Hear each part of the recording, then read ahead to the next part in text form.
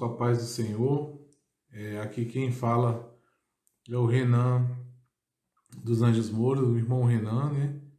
E mais uma vez nós vamos fazer mais um estudo bíblico, né? Dessa vez, continuando a parte de Mateus, né? Do Evangelho segundo Mateus. Nós vamos continuar do capítulo 3, tá? De Mateus.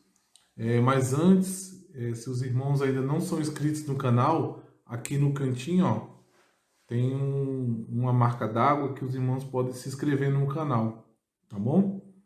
E eu vou estar de vez em quando mandando estudos bíblicos nesse canal e variando, né, entre o Antigo Testamento e o Novo Testamento. E eu estou montando as playlists também no canal do YouTube, e também eu tenho um canal no WhatsApp, né, que se chama Jesus Christ and the Bible by Renan dos Anjos Moura. Vamos lá? Vamos começar? Então vamos. Começando no capítulo 3, diz o seguinte: Naqueles dias surgiu João Batista, pregando no deserto da Judéia. Aí a Bíblia nos fala aqui, né? A Bíblia Thomas Nelson. A origem, o nascimento e o significado de João Batista são descritos em detalhes em Lucas, capítulo 1, 5 ao 25 e 57 a 80. Mateus se concentra no papel de João como precursor de Cristo.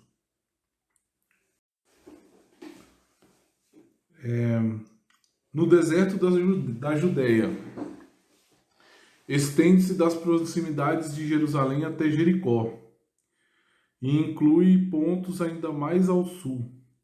Arrependimento não é apenas uma mudança de mentalidade, mas uma mudança radical que abrange todos os aspectos da vida, incluindo especialmente a renúncia ao pecado.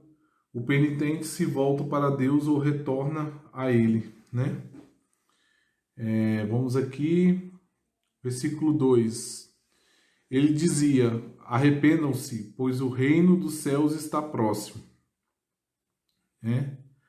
Reino dos céus, governo de Deus como rei, expressão sinônima com reino de Deus. Mateus opta por reino dos céus, talvez devido à relutância típica do judeu em usar excessivamente o nome de Deus. O reino de Deus é mais uma esfera de domínio do que uma região física, mais um poder do que um lugar. Com a chegada do Messias, o governo de Deus no céu irrompe na história humana, estendendo-se na terra de maneira nova e poderosa. Vamos ao versículo 3. Este é aquele que foi anunciado pelo profeta Isaías. Voz do que clama no deserto: preparem o caminho para o Senhor, façam veredas retas para ele. O cumprimento, né, de Isaías, capítulo 40, versículo 3, né? Esse versículo, né, o cumprimento dessa profecia de Isaías, né? A voz que clama no deserto seria João Batista. Façam veredas retas para ele. Um precursor viria a fim de preparar moralmente o povo de Deus para a chegada do Messias. O Messias é o nosso Senhor Jesus, né? Deus seja louvado por isso. Versículo 4. As roupas de João eram feitas de pelos de camelo, e ele usava um cinto de couro na cintura. O seu alimento era gafanhotos e mel silvestre.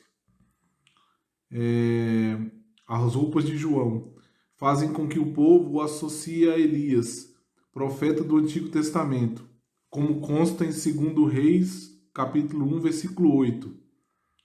Seu alimento reflete a alimentação simples e austera dos moradores pobres do deserto. Versículo 5, né? A ele vinha gente de Jerusalém, de toda a Judéia, de toda a região ao redor do Jordão. A ele vinha toda a gente por causa do poder da sua mensagem. Versículo 6. confessando os seus pecados, eram batizados por ele no Rio Jordão. Confessando os seus pecados, diz a Bíblia, Thomas Nelson, evidência de arrependimento. E eram batizados. Batizar quer dizer mergulhar ou imergir. João provavelmente imergia as pessoas no Rio Jordão como símbolo de morte ao pecado e limpeza espiritual, associada ao início de um novo estilo de vida. Versículo 7. Quando viu que muitos fariseus e saduceus vinham para onde ele estava batizando, disse-lhes: raça de víboras, quem lhes deu a ideia de fugir da ira que se aproxima? Fariseus e saduceus, né? Dois grupos religiosos importantes. Os fariseus obedeciam escrupulosamente às leis bíblicas e tradições que haviam cultivado. Saduceus, que normalmente compunham a maioria dentre as autoridades do templo, estavam dispostos a se acomodar a Roma a fim de manter a paz. Esses líderes não vinham para ser batizados, conforme nós podemos ver em Lucas 7:30, mas para averiguar João. Raça de víboras sugere em termos espirituais ensino venenoso. A resposta de João nos versículos 7 a 10 goteja sarcasmo. Ele fala como se os fariseus e saduceus quisessem segui-lo e destaca que o estilo de vida deles não demonstra arrependimento. Esses líderes correm o risco de confiar apenas em sua etnia, colocando-se assim sob a ira de Deus. Né? Esse é o... Vamos para o capítulo 3, versículo 8 de Mateus. Deem fruto que mostrem arrependimento. Não pensem que vocês podem dizer a si mesmos: Abraão é nosso pai, pois eu lhes digo que dessas pedras Deus pode fazer surgir filhos a Abraão. Eu gostaria de deixar aqui a minha constatação, né, sobre esse versículo 9. É importante dizer que para Deus não basta ser descendente de Abraão. É preciso praticar as obras que Abraão praticou, como disse Jesus certa vez. Os fariseus e saduceus se achavam dignos do reino dos céus simplesmente por causa de sua linhagem de sangue para com os patriarcas de Israel. Então nós vemos aqui que os fariseus e os saduceus, né, pela linhagem deles, por eles serem descendentes de Abraão, eles se achavam mais dignos do que os outros, né, de habitar no reino dos céus. Eles achavam que o reino dos céus era só para eles.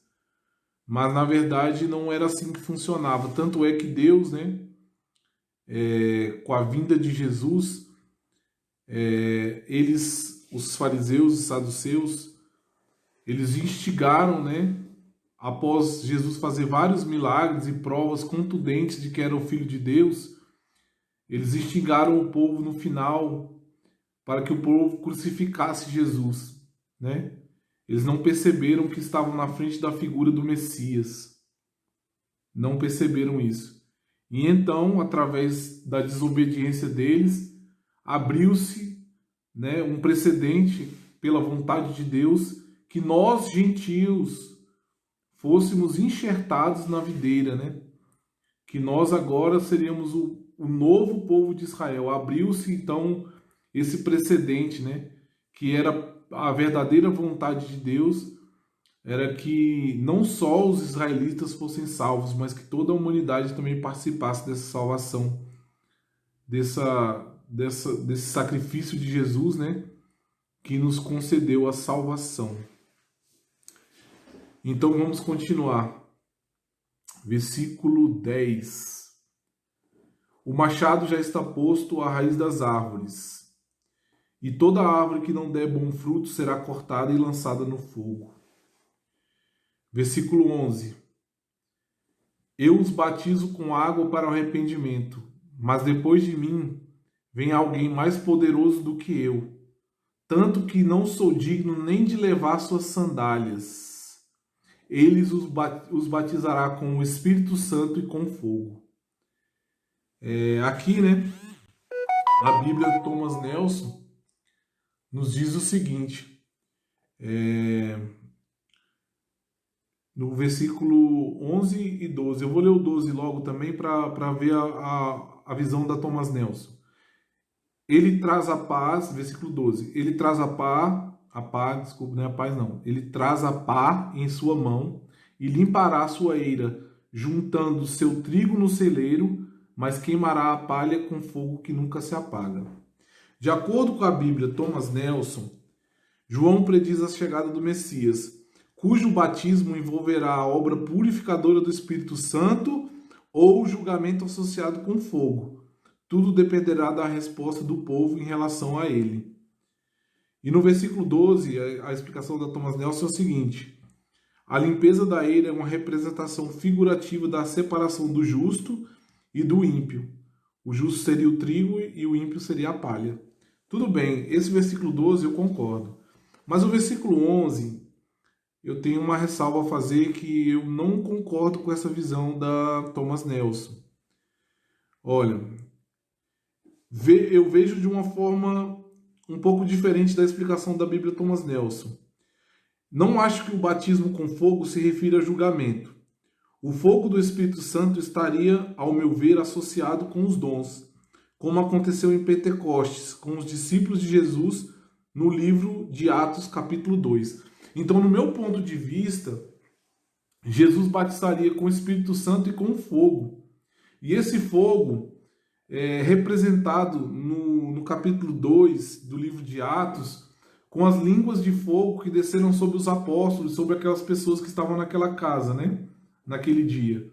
Então, eu vejo batizar com o Espírito Santo e com fogo relacionado aos dons do Espírito Santo, né? Esse fogo seria relacionado aos dons dele, né? Seriam vários dons, né, que estão descritos em Coríntios, né? Capítulo 12, se não me engano, que diz o seguinte, que há dons de profecia, dons de cura, dons de interpretação de língua, dons de línguas, dons de sabedoria, dons de conhecimento, né? Então seriam os dons do Espírito Santo, porque o Espírito Santo naquela ocasião desceu em forma de fogo, né? Então esse fogo, na minha opinião, não se trataria do julgamento, né? Se trataria de eles o batizará com o Espírito Santo e com fogo. O fogo, na minha opinião, seria os dons do Espírito Santo, né?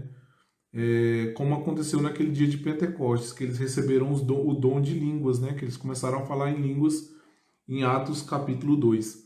Continuando, diz assim, versículo 13, tá? Então Jesus veio da Galileia ao Jordão para ser batizado por João, tá? João, aqui falando sobre o versículo 13, né? De acordo com a Thomas Nelson, os ministérios de Jesus e João agora se intersectam. Mostram com ampla essa... João 1, 19, 36 e 3, 22 e 4, 3 mostram quão ampla foi essa intersecção. Aqui, Mateus se focaliza apenas no batismo de Jesus, né? Aí, eu gostaria de mostrar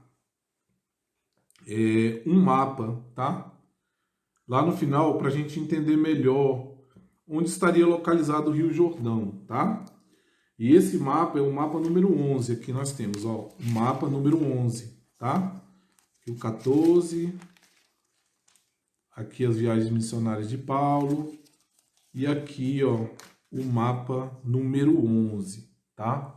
Esse mapa número 11 aqui nos mostra o Mar da Galileia, aqui em cima, onde eu estou anotando com o meu dedo, tá vendo? E aqui é o Rio Jordão, que vai desaguar no Mar Salgado, né? Então, o que acontece? Jesus, né? Ele foi batizado no Rio Jordão, tá? No Rio Jordão. Nós temos aqui a Judéia, tá? A Judéia, onde está Jerusalém, né? E nós temos aqui Cafarnaum, né? Uma cidade onde Jesus passou um tempo e fez muitos milagres nessa cidade. E esse Cafarnaum se encontra na parte da Galileia aqui. A Galileia seria aqui e a Judéia seria aqui mais embaixo, né? E aqui esse rio que atravessa aqui toda essa região é o Rio Jordão, onde Jesus foi batizado. A tentação de Jesus, né, que nós vamos falar agora mais à frente, que é a segunda parte do nosso estudo, ela aconteceu nessa parte do deserto da Judéia, tá? Então, essa é uma explicação que eu gostaria de dar para os irmãos, né? Que Jesus, ele foi batizado aqui, no Rio Jordão, em algum lugar desse rio aqui. Provavelmente mais aqui embaixo, né? Próximo ao Mar Salgado. Vamos agora voltar aqui, né? Para a parte de Mateus, para continuar o nosso estudo, tá? Mateus 3, tá? Vamos continuar aqui. João, porém, tentou impedi-lo, dizendo: eu preciso ser batizado por ti e tu vens a mim? Versículo 14, né? Capítulo 3. João Batista reconhece que seu papel e o de Jesus parecem invertidos. É como se o inferior imergisse o superior. João não vê necessidade para que Cristo se submeta a um ritual, só um minuto, a um ritual simbolizando arrependimento devido ao pecado. Contudo, Jesus reconhece que seu batismo irá cumprir toda a justiça. Dessa forma, tanto modela a vontade do Pai para o seu povo, quanto autentica o ministério de João. Respondeu-lhe Jesus: deixa assim por enquanto, convém que assim façamos para se cumprir toda a justiça. E João concordou, né? Versículo 16. Assim que Jesus foi batizado, saiu da água. Naquele momento o céu se abriu e ele viu o Espírito de Deus descendo como pomba e pousando sobre ele, tá? Então uma voz dos céus disse: este é o meu filho amado, de quem me agrado. 3, 16, 17, de acordo com a Thomas Nelson. O batismo de Jesus se transforma na ocasião em que o próprio Deus testifica a seu respeito. O Espírito Santo unge, designando-o para o ministério, e a voz celestial combina com os trechos de Salmos 2, 7 e Isaías 42, 1, para indicar os papéis de Jesus como rei e sofredor. As três pessoas da Trindade se manifestam, unidas, porém distintas. Pois eu sou um defensor trinitário, tá? Eu concordo com a Thomas Nelson aqui. Eu acredito que é só um único Deus, mas porém são três pessoas distintas: o Pai, o Filho e o Espírito Santo, tá? Essa é uma visão minha. Tem pessoas que acreditam que não existem essas distinções de pessoas, mas eu acredito que sim, tá? São um único só Deus, não são três deuses. Eu já falei isso várias vezes. Porém, são três pessoas distintas: o Pai, o Filho e o Espírito Santo. Eu gostaria de mostrar para os irmãos uma foto muito bonita da Bíblia, né? Tá aqui do lado, ó, o templo na época de Herodes, né? O templo de Jerusalém, tá? 20 a.C. a menos 70 depois de Cristo, né? Iniciado em 20 a.C., a nova estrutura, tá aqui o desenho, de Herodes alcançava a altura elevada de 15 andares e seguia as dimensões de área de templos anteriores no lugar santo e no Santo dos Santos. O santuário elevado mostrado na figura foi construído no mesmo lugar dos templos antigos de Salomão e Zorobabel. Os pátios externos que cercam o monte do templo não foram completados até 64 depois de Cristo. Toda a estrutura foi demolida pelos romanos em 70 depois de Cristo. Foi aquela passagem que Jesus fala, né? Que não sobraria pedra sobre pedra do templo, né? Vamos continuar aqui. Vamos agora ao capítulo 4, tá bom? Capítulo 4. Então Jesus foi levado pelo Espírito ao deserto para ser tentado pelo diabo, tá? O Espírito de Deus sempre guia Jesus, mas apenas o diabo, não Deus, de acordo com Tiago 1,13, o tenta de fato. Jesus vai para o deserto, de onde João frequentemente ministrava, tá? Então Jesus foi levado para o deserto, né, para ser tentado pelo diabo. Ele foi levado pelo Espírito de Deus, viu? Pelo Espírito Santo, tá aqui o E maiúsculo, tá? Então ele foi levado para ser provado, né? Porque a Bíblia diz que Deus a ninguém tenta. Então quem o tentou foi o diabo. Mas o Espírito Santo ter levado Jesus ao deserto foi para que ele fosse provado. Continuando no versículo 2, capítulo 4, versículo 2 de Mateus. Depois de jejuar 40 dias e 40 noites, teve fome. O tentador aproximou-se dele e disse: Se és o Filho de Deus, manda que essas pedras se transformem em pães. Jesus respondeu: Está escrito, nem só de pão viverá o homem, mas de toda palavra que procede da boca de Deus. A primeira das 3 tentações apela à fome intensa de Jesus, que ficou 40 dias sem comer. Cristo, porém, nunca pode usar sua habilidade milagrosa para servir propósitos egoístas. Deus irá sustentá-lo, e nutrição espiritual tem prioridade sobre sustento físico.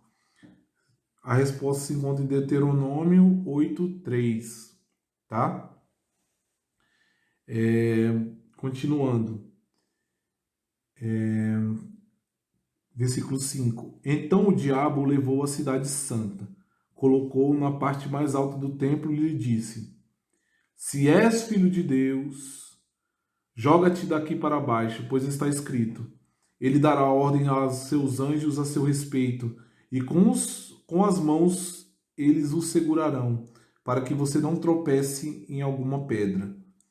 Jesus lhe respondeu: Também está escrito: Não ponha à prova o Senhor, o seu Deus. A Bíblia Nelson nos fala sobre esses 3 versículos, né, dos 5 ao 7. A segunda tentação apela ao desejo de ter a vida salva de forma espetacular. Satanás cita a Escritura, Salmo 91, 11 e 12, aplicando-a, porém, a um contexto totalmente errado. Mais uma vez, Jesus, né, combate o maligno com uma escritura mais relevante ao seu contexto. Deuteronômio 6,16.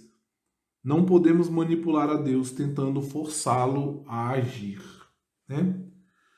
Eu gostaria de comentar sobre esse versículo 4, 5, 6 e 7, quer dizer, da seguinte forma, ó.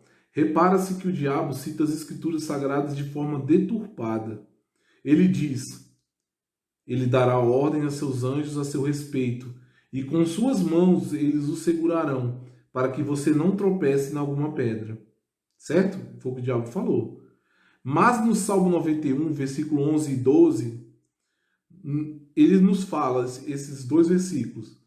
Porque a seus anjos ele dará ordens ao seu respeito, para que o protejam em todos os seus caminhos.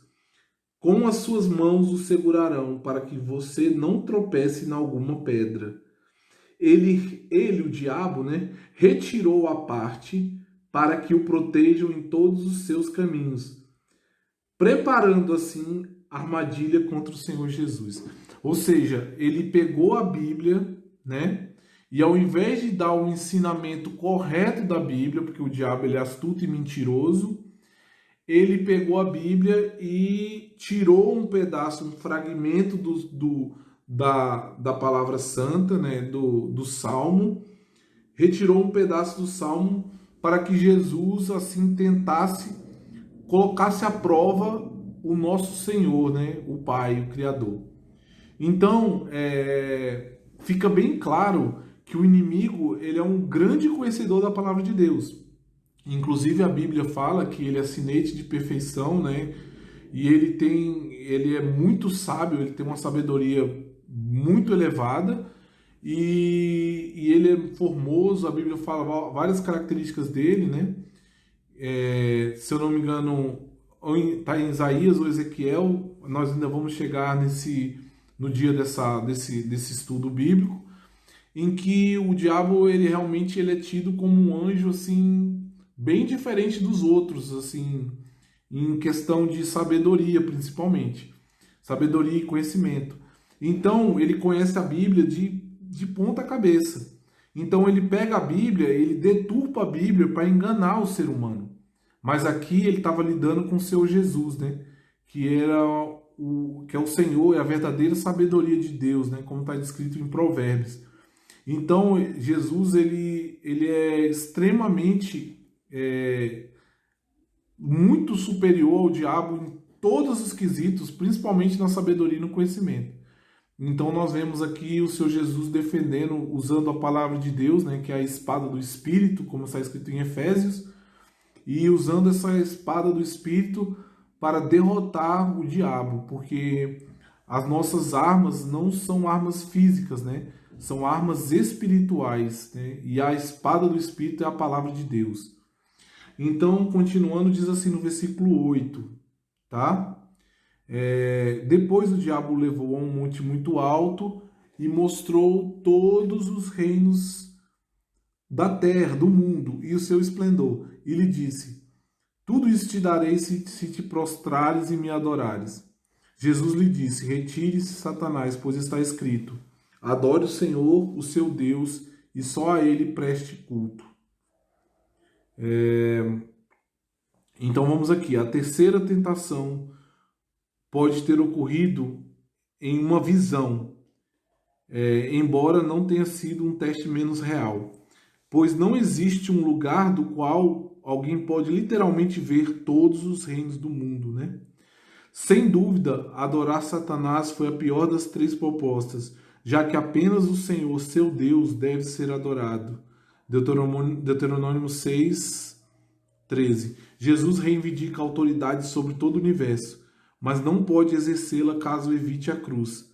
A Escritura já o havia demonstrado.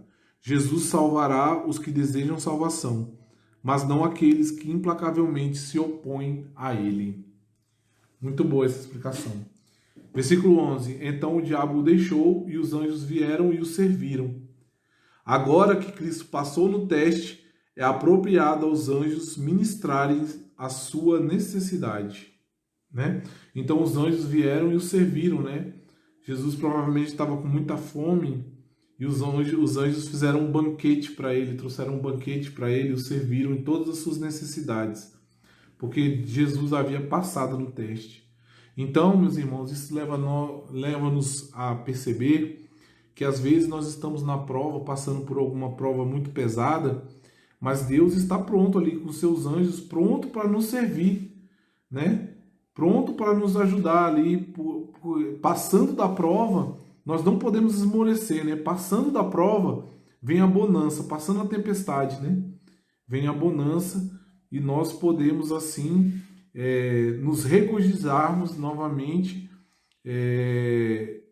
com as coisas de Deus, né? Com a prosperidade. Porque às vezes nós passamos dificuldade mesmo, como foi o caso de Jó, né? Jó passou muita dificuldade, mas no final ele foi abençoado por Deus. Quando João tinha sido preso, voltou para a Galileia.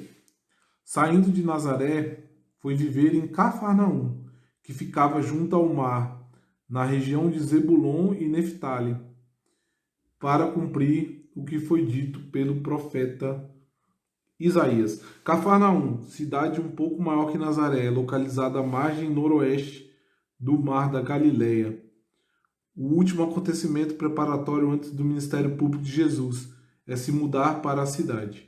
A localidade, juntamente com a rodovia de Damasco para o mar Mediterrâneo, evoca em Mateus outra profecia do Antigo Testamento, Isaías 9, 1 e 2. Tá?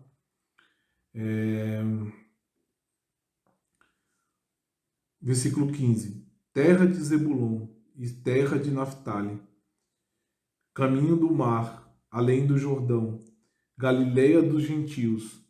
O povo que vivia nas trevas viu uma grande luz.